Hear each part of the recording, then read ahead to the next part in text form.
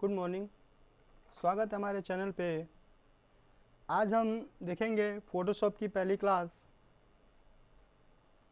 तो आइए फ़ोटोशॉप को ओपन करते हैं। यहाँ पर स्टार्ट बटन पे आके आपको फ़ोटोशॉप पे क्लिक करना होगा। ठीक है, जैसे कि फ़ोटोशॉप आपको दिख रहा होगा यहाँ पे टास्क बार पे। यहाँ पे जब क्लिक करेंगे तो ये आपका क्या हो जाएगा, फ़ोटोशॉप इंटरफेस ओपन हो जाएगा। ठीक है, यहाँ पर आपको दिख रहा होगा कुछ न्यू, यानी कि यहाँ पे न्यू फाइल दिख रहा है। न्यू फाइल क्या होता है, जब भी आप किसी प्रोजेक्ट पे जब आप काम करते हैं तो आपके लिए एक न्यू फाइल या न्यू प्रोजेक्ट आपको लेना होता है। ठीक है, तो हम भी एक क्या करेंगे, न्यू लेंगे, न्यू फाइल। यहाँ पे लेते ही हमारा कुछ ऐसा इंटरफेस खुल के सामने आएगा।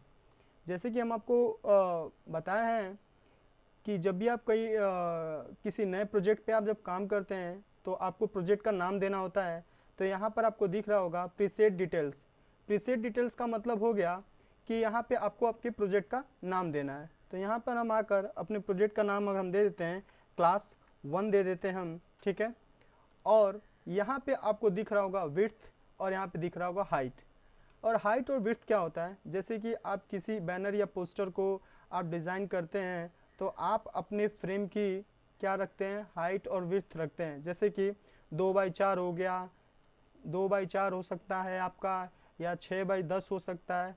ठीक है, आपके पास अलग अलग क्या हो सकते हैं, साइज हो सकते हैं। तो उन साइज का नाप यहाँ पे आपको क्या होता है, देना होता है। ठीक है, तो हम सबसे पहले हम बात करेंगे कि पहली क्लास में हम जानेंगे कि पिक्सल में, यहाँ पे आपको पिक्सल दिख रहा होगा।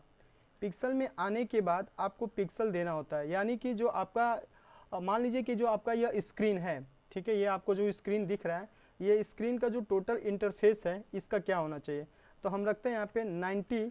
ठीक है, हम यहाँ पे रखेंगे 90/20। यहाँ पे रखेंगे हाइट 1080।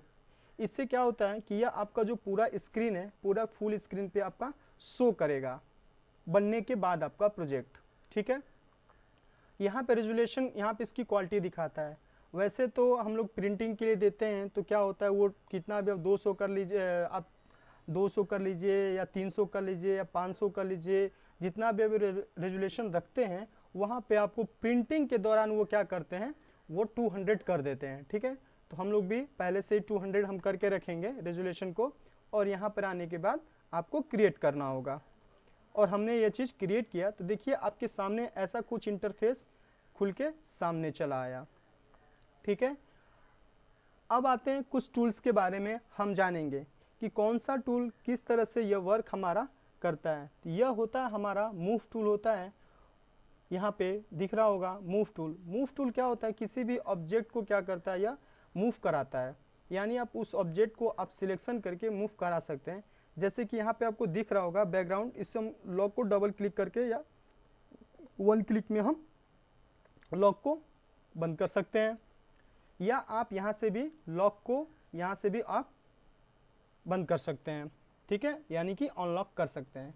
जैसे कि हमने बात किया था यहाँ पे मूव टूल को लेकर, तो यहाँ पे जो आपका पेज दिख रहा है इससे देखिए मूव हम करा सकते हैं। ये चीज़ दिख रहा है आपको, देखिए हम मूव करा रहे हैं। ठीक है, हम इसको फिट कर देते हैं एक बार फिर। यहाँ पर आप आएंगे तो यहाँ पे दिख रहा होगा कुछ टूल्स होते हैं। यहाँ पे देखिए छोटा सा एक पॉइंटर, यहाँ पे जब आप क्लिक करेंगे तो यहाँ पे कुछ ऐसे और टूल्स यानी कि सब टूल्स मिलके सामने हमारे आएंगे। पहला होता है यहाँ पे रेक्टेंगुलर। रेक्टेंगुलर टूल का हम किस तरह हम यूज करते हैं ये हम देखेंगे। ये हमने क्लिक किया और एक रेक्टेंगुलर, यहाँ पे देखिए माउस का जो कर्सर ये चेंज हो चुका है। तो रेक्टेंगुलर टूल को हम यहाँ से क्लिक करेंगे, राइट क्लिक लेकर यहाँ पे ऐसे करेंगे। हमने ड्रैग करके यहाँ तक हमने कर लिया। तो देखिए जब हमने क्या किया, इसे जब सिलेक्शन किया है तो यहाँ पे जो बॉर्डर है ये कुछ ऐसे क्या होते हैं, पॉइंटर इसका क्या हो रहा है, मूव होते हुए आपको दिख रहा है, यानी कि यह क्या है, सिलेक्शन है। ठीक है, अब नीचे आने के बाद यहाँ पर आपको दिख रहा होगा लेयर दिख रहा होगा, यहाँ पे आपको लेयर दिख रहा होगा, और एक हम ब्लैंक लेयर यहाँ से हम क्या करेंगे, हम लेंगे। ठीक है, क्रिएट ए न्यू लेयर। तो देखिए ये पीएनजी में अभी दिख रहा है। और एक यहाँ पर आप आएंगे जब, तो यहाँ पे आपको कलर दिख रहा होगा। कलर पे यहाँ पे एक बार क्लिक करना है। तो देखिए यहाँ पे कलर पिकर यहाँ पे ओपन होकर चला आया। कलर पिकर क्या होता है कि मानिए कोई और ऑब्जेक्ट है, आप उससे कोई कलर आप पिक करना चाहते हैं तो वहाँ पे उसको क्लिक करके आप क्या कर सकते हैं, कलर को पिक कर सकते हैं। जैसे कि यह मान लीजिए कुछ अभी तो दिख नहीं रहा हमारे पास, हम कोई यहाँ से कोई कलर पिक कर लेते हैं। यहाँ पे आने के बाद देखिए, और यह जो कर्सर यहाँ पे कॉर्नर में दिख रहा है पॉइंटर, यानी कि जो पिकर हमारा, हम इसे इधर की तरफ ले चलते हैं, ठीक है। और यहाँ पे आने के बाद और हमने इसको क्या कर दिया, ओके कर दिया, ठीक है। तो जो हमने लेयर लिया है वो सिलेक्शन आपका होना चाहिए, और अल्ट प्लस बैक स्पेस से जब आप प्रेस करेंगे तो वो आपका कलर क्या हो जाएगा, फिल हो जाएगा। यानी कि जो हमने कलर पिकर से जो हमने कलर लिया हुआ था वो हमारा क्या हो गया, कलर क्या हो गया है, फिल हो गया है। तो जो ये सिलेक्शन दिख रहा है इसे अनसिलेक्शन करने के लिए हमें क्या करना होता है, कंट्रोल प्लस डी को हमें प्रेस करना होता है, और फिर एक बार मूव टूल को हम लेंगे। यहाँ पे आपको दिख रहा होगा, फिर से एक बार हम लोग मूव टूल को लेंगे और मूव टूल को हमने कर लिया, ठीक है। और उसमें ही फिर हम आएंगे, यहाँ पर आपको क्लिक करना होगा इस टूल के पास, ठीक है, राइट क्लिक लेंगे और यहाँ पर एक कुछ मार्क्यू टूल्स यहाँ पे दिख रहा है, क्लिक करना है, यानी कि सर्कल। देखिए सर्कल दो तरह से बनते हैं। पहला, एक माउस से आप ऐसे ड्रैग करते हैं तो एक यहाँ पे आपको ऐसे कर्सर सर्कल बनता है, लेकिन एक प्रॉपर जो सर्कल होता है वो कैसे बनता है ये भी हम देखेंगे, ठीक है। तो फिलहाल ये जो आपका जो कर्सर दिख रहा है ये एक अंडे की तरह आपको दिख रहा होगा, ठीक है। इसे हम किसी और कलर से हम इसे क्या करना चाहते हैं, फिल करना चाहते हैं। तो यहाँ पर आपको दिख रहा होगा, ठीक है, यहाँ पर स्विच करना होगा आपके बैकग्राउंड को, यानी कि जो कलर ही है, जो कलर जो पिकर है इसे हमें क्या करना है, स्विच करना है। स्विच का मतलब यहाँ पे दो कलर, दो शेप दिख रहा होगा, एक ऑरेंज है और एक क्रीम कलर में दिख रहा है। यहाँ पे स्विच जब करेंगे तो नीचे वाला लेयर क्या हो गया, उसके ऊपर आ गया, और एक बार फिर ये क्या हो गया, कलर पिकर में हम चेंज कर दिए। तो यहाँ पे आने के बाद मानिए हमने इसको रख कर लिया क्या, कुछ येलो में हमने कलर पिक करके और इसे ओके कर लिया। ये चीज़ आप ध्यान दीजिएगा कि हर एक सिलेक्शन के लिए, हर एक सिलेक्शन टूल के लिए आपको करना चाहिए क्या, लेयर रखना चाहिए। यानी कि हर एक लेयर डिज़ाइन जब आप करते हैं तो एक लेयर आपको क्या कर लेना चाहिए, क्रिएट कर लेना चाहिए। तो यहाँ पर आप क्लिक करिए तो देखिए एक बार फिर से हमारा लेयर 2 हमारा पीएनजी की तरह दिख रहा है, और यह हमारा जो कलर पिकर है, ठीक है, यह येलो में है। और अल्ट प्लस फिर से एक बार हम बैक स्पेस करेंगे तो ये चीज़ देखिए कलर क्या हो गया, हमारा फिल हो गया। और ये जो सिलेक्शन आपको ये चीज़ दिख रहा है इसे अनसिलेक्शन करने के लिए हमें कंट्रोल प्लस डी का हम यूज करते हैं, ठीक है। जैसे कि हमने पहले भी बात किया था कि जो हमारा जो शेप बनता है वह दो तरीके से बनता है, एक तो हमने माउस से बनाया और दूसरा हम शिफ्ट के हेल्प से बनाएंगे एक प्रॉपर सर्कल। तो यहाँ पे आपको राइट क्लिक लेकर यहाँ पर क्या करना है, देखना है।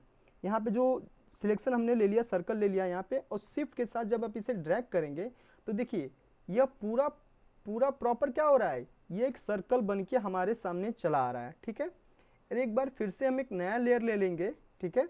देखिए हर एक शेप के लिए एक नया लेयर हम ले रहे हैं, ठीक है। और यहाँ पे आने के बाद कोई और कलर हम एक बार सिलेक्शन करते हैं और ओके हमने करके अल्ट प्लस बैक स्पेस से इसे भी हमने कलर को क्या कर लिया, हमने फिल कर लिया। अब ये जो बॉर्डर दिख रहा है इसे फिर से हमें अनसिलेक्शन करने के लिए कंट्रोल डी का हमें हेल्प लेना होगा, ठीक है।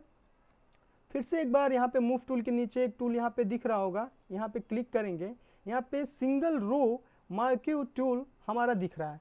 यहाँ पे आप करेंगे तो देखिए यहाँ पे क्या हो रहा है, एक प्रॉपर यहाँ पे कुछ ऐसा लाइन की तरफ बन के चला आ रहा है।